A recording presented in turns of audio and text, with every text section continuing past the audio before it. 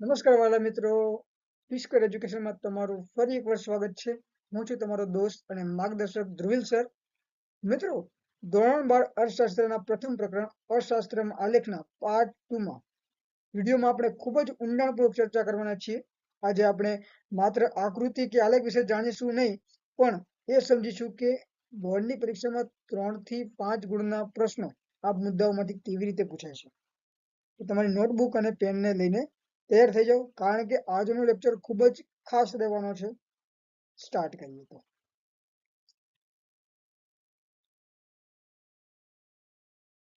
તો અહીંયા તમે સ્ક્રીન ઉપર શું લખે છે 1.1.2 વિશે આકૃતિ અને આલેખ દોરતી વખતે ધ્યાનમાં રાખવાની બાબતો.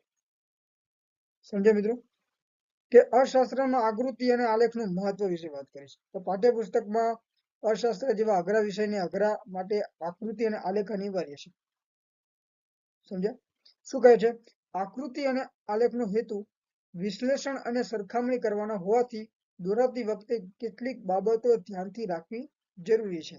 જેમ કે આકૃતિ અને આલેખના પ્રકારની પસંદગી અને રજૂઆત.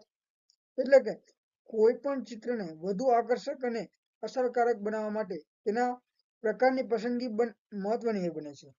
દાખલા તરીકે કેટલીક માહિતી વિભાજિત સ્તંભ આકૃતિ તથા વૃત્તાંશ આકૃતિ બંને દ્વારા રજૂ થઈ શકે. સમજ્યા? તો બેમાંથી કઈ આકૃતિ રજૂઆત વધુ અસરકારક બને તે માટે પસંદગી કરવી જરૂરી છે. એટલે સમજે મિત્રો કે વિવિધ વર્ષોની વલણો સમજીએ. ઓકે વિદ્યાર્થી મિત્રો, એક્ઝામ્પલ તરીકે આપણે લઈએ કે વિવિધ વર્ષોના વલણ દેશમાં ગરીબી, બેરોજગારી કે વસ્તીના આંકડા દર વર્ષે બદલાતા હોય છે. આ બદલાતા વલણોને સમજવા માટે આલેખ એક ઉત્તમ માધ્યમ છે. એક્ઝામ્પલ તરીકે સમજ્યા? જ્યારે ક્ષેત્રોમાં થતા ફેરફારની સમજ, જેમ કે ખેતી, ઉદ્યોગ અને સેવા ક્ષેત્રમાં જે પણ પરિવર્તનો આવે છે તેને આકૃતિ દ્વારા રજૂ કરવાથી તુલના કરવી સરળ બને છે. જેને કહેવાય તુલનાત્મક અભ્યાસ કહેવાય. સમજ્યા? તુલનાત્મક અભ્યાસમાં જો આપણે ગુજરાત અને મહારાષ્ટ્રના વિકાસની સરખામણી કરવી હોય તો આલેખ દ્વારા આપણે તરત જાણી શકીએ છીએ કે કયું રાજ્ય આગળ છે. સમજ્યા? એનાથી આપણે શું થશે? સમય અને શક્તિનો બચાવ થાય છે. જેમ કે લાંબી થિયરી લખનાર અને વાંચનાર બંને સમય આકૃતિ દ્વારા બચે છે. સમજ્યા? લાંબી થિયરી લખ્યા કરતા આપણે ખાલી આકૃતિ દોરીને બધું એક્સપ્લેનેશન કરી દઈએ તો પણ સમયની બચત થાય છે. સમજ્યા? હવે આગળ વાંચીએ કે ધ્યાનમાં રાખવાની બાબતો વિશે વાત કરી, એની વિશે હું તમને સમજાવું. જે આપણે કરી 1.1.2 માં કે જ્યારે તમે બોર્ડની પરીક્ષામાં આલેખ દોરો છો મિત્રો, ત્યારે આ 6 બાબતોનું ખાસ ધ્યાન રાખજો. પહેલી વસ્તુ છે આકૃતિ અને આલેખના પ્રકારની પસંદગી કરવી. સમજ્યા? માહિતીને આધારે નક્કી કરવું કે સ્તંભ આકૃતિને યોગ્ય રહેશે કે વૃત્તાંશ આકૃતિ. સમજ્યા? જ્યારે આકૃતિ અને આલેખ દ્વારા આપણે પસંદગી કરવી હોય તો માહિતીને આધારે નક્કી કરવું પડે. સ્તંભ આકૃતિ યોગ્ય રહેશે કે વૃત્તાંશ આકૃતિ. બીજું આવે છે સ્પષ્ટતા, જેને કહેવાય છે ક્લિયરિટી. તમારી આકૃતિ ચોખ્ખી હોવી જોઈએ કે અલગ વિભાગોને અલગ રંગ અથવા શેડથી દર્શાવવા જોઈએ જ્યારે તમે આકૃતિ દોરો ત્યારે. થર્ડ પોઈન્ટ છે ચોક્કસ સ્કેલમાં. આંકડાઓ ખૂબ મોટા હોય ત્યારે તેને આલેખ પેપર પર સમજવા માટે યોગ્ય સ્કેલમાં લેવું જરૂરી છે. સમજ્યા? ચોથો પોઈન્ટ શું કહે છે? ધરીઓ પરની વિગતો. સમજ્યા? એટલે કે એક્સ ધરી પર અને વાય ધરી પર શું દર્શાવવું તે સ્પષ્ટ લખવું પડે. પાંચમું રહે છે આંકડાકીય માહિતીનો સ્ત્રોત. તમે આ માહિતી ક્યાંથી લીધી છે? દાખલા તરીકે વસ્તી ગણતરી રિપોર્ટ એ નીચે લખવું જોઈએ. સમજ્યા? જેથી તેની વિશ્વસનીયતા વધે છે. છઠ્ઠું છે ગણતરીની રીત. સમજ્યા? જો માહિતી અસ્પષ્ટ હોય મિત્રો તો તેમાંથી આલેખ કેવી રીતે બનાવવો તેની ટૂંકી રીત દર્શાવવી જોઈએ. સમજ્યા? હવે આના વિશે વાત કરીએ, આકૃતિના પ્રકારો વિશે.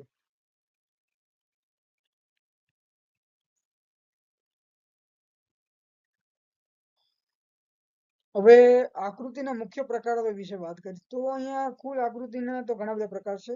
પહેલી આકૃતિ છે ચિત્ર આકૃતિ, બીજી આકૃતિ છૂટી છવાયા બિંદુઓ અથવા વિકિરણ દર્શાવતી આકૃતિ, ત્રીજી છે સમય આધારિત અન્ય પરિબળ આધારિત રેખા આકૃતિ. ચોથી આકૃતિ છે એ વર્તુળ આકૃતિ, સ્તંભ આકૃતિ, વૃત્તાંશ આકૃતિ, આ બધા એના પ્રકાર છે. પહેલી આપણે એક્સપ્લેનેશન કરીએ કે ચિત્ર આકૃતિ વિશે. કે ચિત્ર આકૃતિને કહેવાય પિક્ટોગ્રામ, જે ઇંગ્લિશમાં કહેવાય. આમાં શું હોય છે મિત્રો, કે આમાં આંકડાકીય માહિતીના ચિત્રો દ્વારા રજૂ કરવામાં આવે છે. સરળ સમજીએ કે જો આપણે વસ્તી બતાવવી હોય તો નાના માણસોના ચિત્ર દોરીને સમજાવી શકાય. આ સમજવા સૌથી સહેલી છે. સમજ્યા? છૂટી છવાયા બિંદુઓ વાળી આકૃતિ વિશે વાત કરીએ, જેને કહેવાય સેક્ટર ડાયાગ્રામ કહેવાય એને. આમાં બે ચલ વચ્ચેના સંબંધ બિંદુઓ દ્વારા દર્શાવાય છે. આને વિકર્ણ આકૃતિ પણ કહેવાય છે, જે બે બાબતો વચ્ચે કેવો સંબંધ છે તે જોવા માટે વપરાય છે. ત્રીજી જે આકૃતિ છે સમય આધારિત રેખા આકૃતિ, જેને કહેવાય લાઈન ડાયાગ્રામ કહેવાય ઇંગ્લિશમાં. સમજ્યા?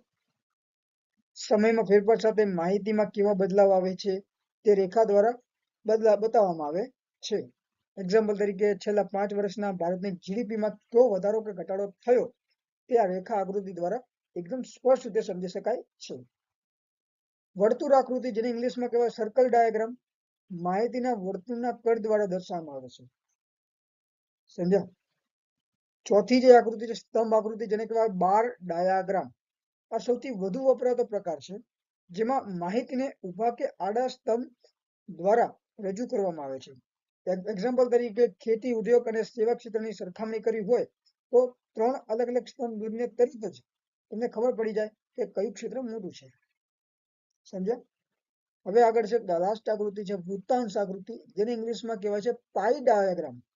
આમાં આખા વર્તુળને 360 ડિગ્રી માનીને માહિતીના ભાગ પાડવામાં આવે છે. જેથી આપણે પિઝામાં, જેમ કે એક્ઝામ્પલ તરીકે આપણે પિઝાના ટુકડા પાડીએ છીએ, તેવી જ રીતે આખા દેશના બજેટના ભાગ આમાં દર્શાવી શકાય છે. સમજ્યા મિત્રો? ઓકે, હવે આગળ વધીએ. હવે સમય આધારિત રેખા આકૃતિ વિશે વાત કરીએ. પેલી જે આકૃતિ વાત કરી મિત્રો, જ્યારે આપણે સમયની વાત કરીએ છીએ ત્યારે અર્થશાસ્ત્રમાં બધું જ ગતિશીલ હોય છે. રેખા આકૃતિ એ માત્ર એક લાઈન નથી, પણ એ દેશની પ્રગતિનો રિપોર્ટ કાર્ડ છે. સ્વતંત્ર અને પરતંત્ર ચલ એક્સ ધરી પર સમય. સમજ્યા? એટલે કે જેમ કે વર્ષ 2010 અને 2020 નો લો સમયગાળો, કારણ કે સમય કોઈના માટે રોકાતો નથી. એટલે વાય ધરી પર જે બદલાય છે તે લો. જેમ કે મોંઘવારી દર, તમારે એક્સ ધરી પર વર્ષ લેવાના છે અને વાય ધરી પર મોંઘવારીનો ટકાવારી લેવાની છે, ટકાવારી. સમજ્યા? એટલે કે તમે ટીવીમાં ન્યૂઝ જોતા હશો એક્ઝામ્પલ તરીકે, ત્યારે શેર બજારનો ગ્રાફ ઉપર નીચે થતો જુઓ છો તમે. એ શું છે?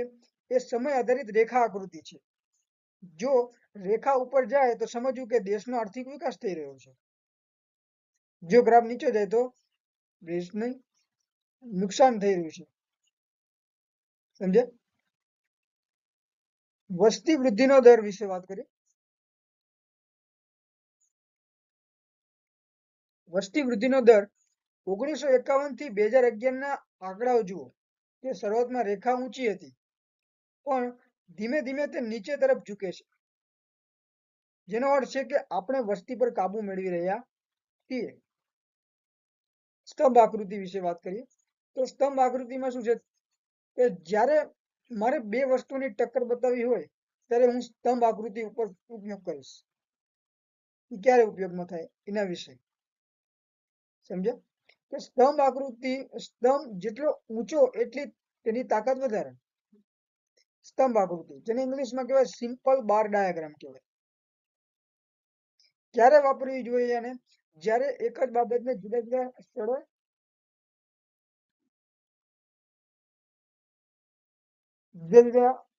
સ્થળે સરખાવી હોય ત્યારે. જેમ કે માની લો કે આપણે 2024 ભારતના અલગ અલગ રાજ્યોમાં કેટલો વરસાદ પડ્યો તે બતાવવું છે તો ગુજરાતનો સ્તંભ, મહારાષ્ટ્રના સ્તંભ અને રાજસ્થાનના સ્તંભ જોતા જ ખબર પડી જશે કે ક્યાં છત્રીની જરૂર વધારે પડી. સમજ્યા? હવે આગળ પાસનો સ્તંભ વિશે વાત કરીએ. કે પાસ પાસેનો સ્તંભ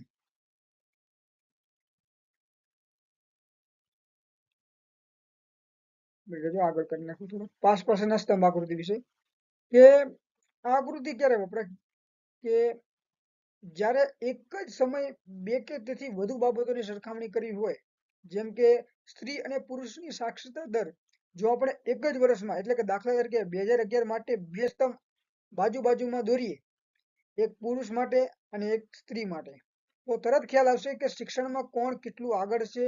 અને તુલનાત્મક સ્તંભ પણ કહી શકાય. પાસ પાસેના સ્તંભને શું કહેવાય?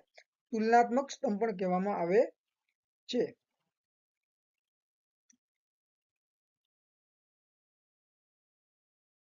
બસ આટલા આજના વિડીયોમાં આટલું જ.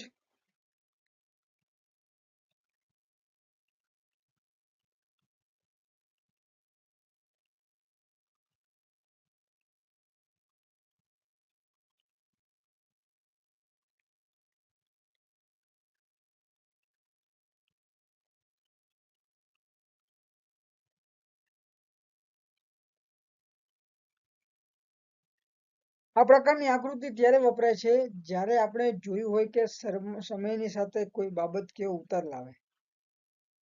સમજ્યા? બસ મિત્રો, હવે આજના વિડીયો આજે પૂરો થાય છે. ફરી મળીએ નેક્સ્ટ વિડીયોમાં.